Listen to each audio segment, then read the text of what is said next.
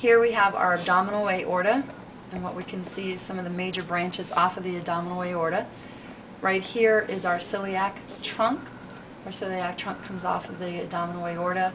We have the splenic artery running off to the spleen. We have the hepatic artery running this way. This actually is probably the gastric artery that splits off into the splenic artery, going in that branch there.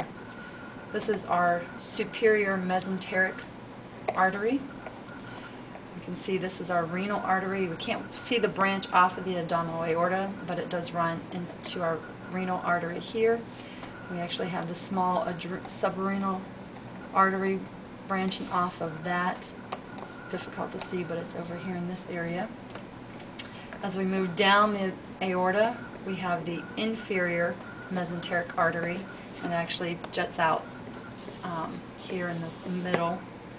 We have two branches of our gonadal arteries running this way. We have our lumbar artery here. As we reach the base of the aorta, we see our common iliac artery dividing off into two. And then that common iliac artery, we have the external iliac artery here and the internal iliac artery going deep into where was region. the internal? This is our internal here. Can you see that? Yes. Okay. And then the external is here. Okay. And that comes off of. Now those will branch deeper into the femoral arteries as it gets deeper into the thigh. Coming back, of course, we have just the opposite. We have our external iliac vein, internal iliac vein, all emptying into our inferior vena cava. These are our renal veins. Where's the inferior vena cava? Right here. This the large blue vessel. Oh, okay. This is our inferior vena cava. These are our renal veins. This is the suprarenal vein draining back into the inferior vena cava. If we look, we can actually see our kidney. This is the adrenal gland. You can see the cortex, or the capsule of our kidney, very nicely.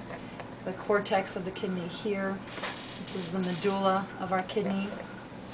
You can see the minor calyces emptying into those major calyces, emptying into the renal pelvis. Your ureter is very nicely identified as it runs out of the kidney. You can see it leads all the way down on both sides to our urinary bladder that sits in the pelvic region. What else? I think that's about it that we were concerned about on this one.